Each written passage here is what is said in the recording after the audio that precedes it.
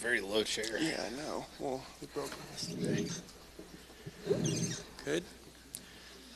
All right. We'd like to welcome Brian Harman here into the interview room at the RSM Classic.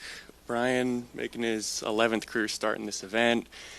Obviously a resident of St. Simons Island. How much are you looking forward to this week and what's essentially a home event for you? Yeah, it's always nice to sleep in your own bed.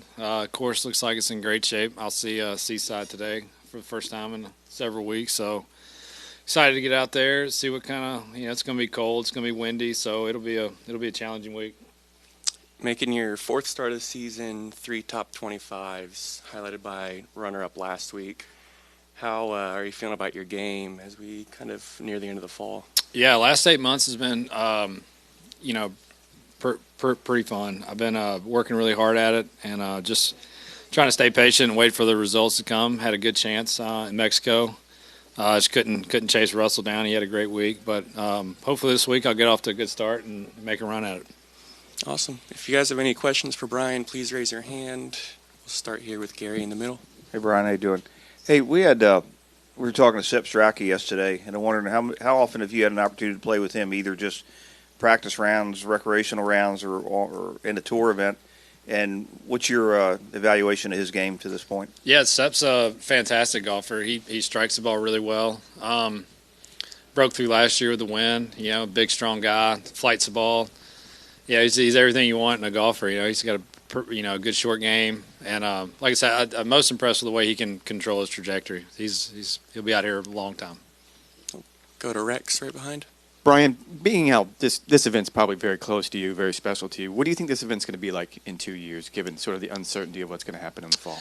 Well, I think there's a lot of different, there's tons of moving parts to it, but, my caddy and I talk about it all the time, how, like, Greensboro, I always feel like it's one of the most interesting events of the year. You've got, because everyone in the field's kind of playing for something. You kind of figure out, like, what somebody's made of. It's the consequences are almost, life and death. Guys are trying to keep their card. Guys are trying to make the top, 30, 70. Everyone's really serious that week. So I think you could see that kind of transition into this week if it ends up with the same date, because this will be the last event where guys are trying to keep their cards. And, when Q School, when you had to finish top 25 to get a PGA Tour card, I feel like that it was one of the, most spectated on television events of the year, because it's, the consequences are very real. And so that sort of intrigue here could be very interesting, I think.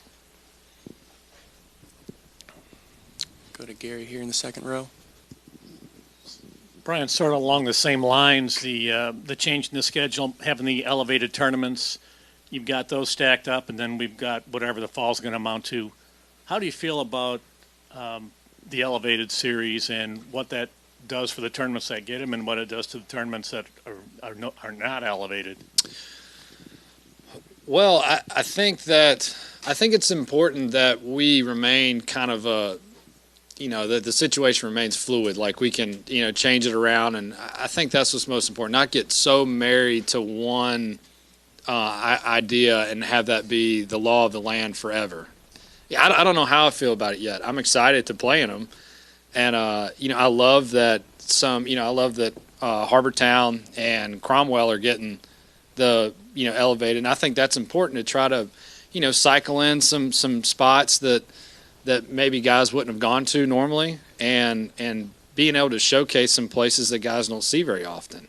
I can remember my rookie year, Cromwell was not a big tournament during the summer. It was not a highly, it wasn't.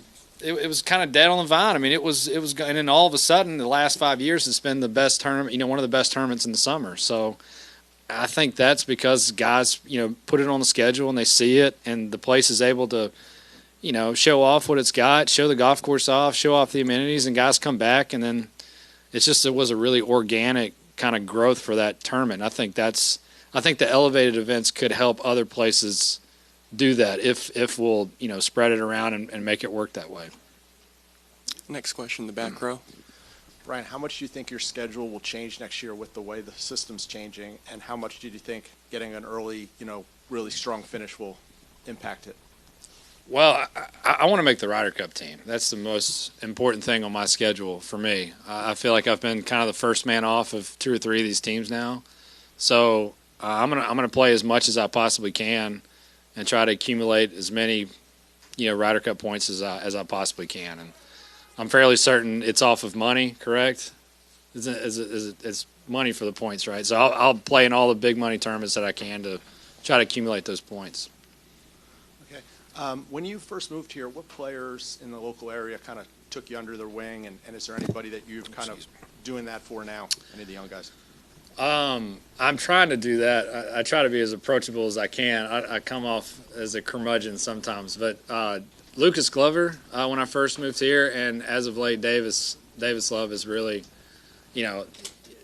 Davis, I always say that he's the exception to the rule, never meet your heroes, because the more you get to know the guy, the greater he is. So he's always been, and I just try to kind of copy what he does when it comes to the younger guys. He's very approachable. He's forthcoming with all sorts of information. He's just an awesome guy, and that's what I try to do to the younger guys. What's an example of something you did trying to be like Davis? Well, let's see. You're gonna put me on the spot here. So. Like, take, for example, like Keith Mitchell. Like, Keith Mitchell is a dear friend of mine, but he's a good bit younger than me, but I've just tried to kind of involve myself with him a little bit more and trying to be there whenever he needs anything and just talk to him as much as he can. He loves to talk, so I'm there for him. We're going to come back up to Gary in the front. Now that you bring up the Ryder Cup and that goal, I know you haven't been able to play on one yet, but you've been close to Davis, and I'm sure you know almost every captain since you've been here. What kind of captain do you think Zach is going to be, given his personality? Hands-on, hands-off, a player's captain. Seems like he might be a detail-oriented guy, just for knowing her. But do you have any opinion on that?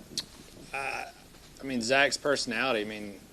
He's a bulldog. He's a fighter, and I think that's the kind of captain that you need, especially playing that tournament overseas. You need a hard-nosed guy that cares more about winning than he does, the style points. And I think he's going to be fantastic. And get a couple of Bulldogs on the team. Go to Rex in the middle. Brian, I don't know if you follow the world ranking at all or kind of studied how it's changed over the last few months, but there was some pushback from DP World Tour today about how this field is getting more points than their field based on the new formula. Do you have any thoughts on, does that sound about right to you, because this is a 156-man field versus a limited field over there? Yeah, I think the depth is important. I think the depth of the field's very important, because there are guys that are ranked outside of the top 100 that are in this field that aren't going to be ranked outside of the top 100 very soon. So I think the size of the field does matter. And I haven't done a deep dive into the semantics of the world golf ranking, but to me it seems like that there's less floor and less ceiling, and it's more about who's actually in the tournament. So that, to me, on the surface level, makes sense. I haven't really heard a good argument against that yet. Brian, going back to guys that you took under your wing, you mentioned Keith. I think JT, after he was going through some struggles last fall, was another guy that you spent a good bit of time with. Could you speak to that a little bit? Yeah, JT's a fantastic player, and you watch the guys that they go through it. We've been through it. Davis has been through it. Zach's been through it. You just see this evolution of like how things go on tour. You start playing well, you're really frustrated, and then you play great, and then you start playing. It's just like a big wheel. And I saw JT was kind of at the bottom, and I just wanted to help him. So I just told him, like, hey, look, man, like, you just have to be, like, I know everyone's going to tell you to be patient, but, like, no, you have to be patient. Like, you can't force this. And he's like, man, I'm worried about, losing my job, this, that. And I was like, yeah, we all do. All of us think about that stuff. You're not alone in that. Everyone is in this exact same spot. And you're either going to pull yourself out of it or you're not. And, like, that's your decision. And he ended up playing really well after that. I don't take any credit for him playing well at all. But it was nice that he would listen a little bit, and then, he worked hard and played well. I was super proud of him. We'll come back up to the front. Brian, can you maybe take a step back and talk about how your game has evolved?